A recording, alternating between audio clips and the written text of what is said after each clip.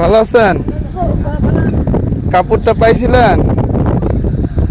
কাপড় পাইছিলেন? ওই যে কাপড় যে দিয়ে গেছিলাম দোকান থেকে কাপড় দিছিল, পাইছিলেন না?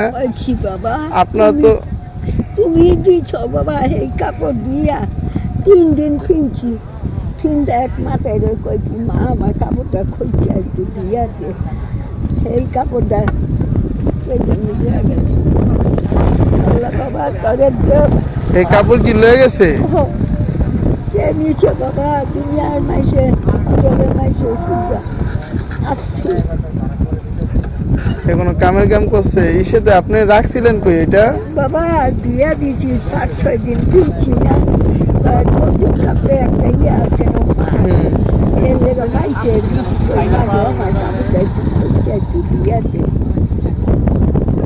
আমার কপাল নেই ভাগ্যে থাকলে পাইনি না থাকলে নাই।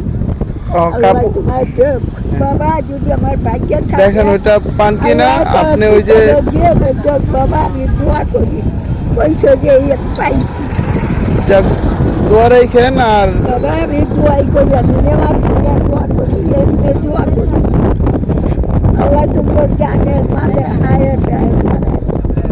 আর আপনি যদি কাপড়টা খুঁজেন 2-1 দিন খুঁজেন যদি পান তাহলে পাইলেন। বাবা কত মাইসে কইছি ওই হলে পাকিস্তানের বেটার আছে চোখে দেখে না ফুল লাগা এমন কাম মানুষে করে নয় মরল কাপড় পাইব না এমনি করে আমার বুঝ দিছে।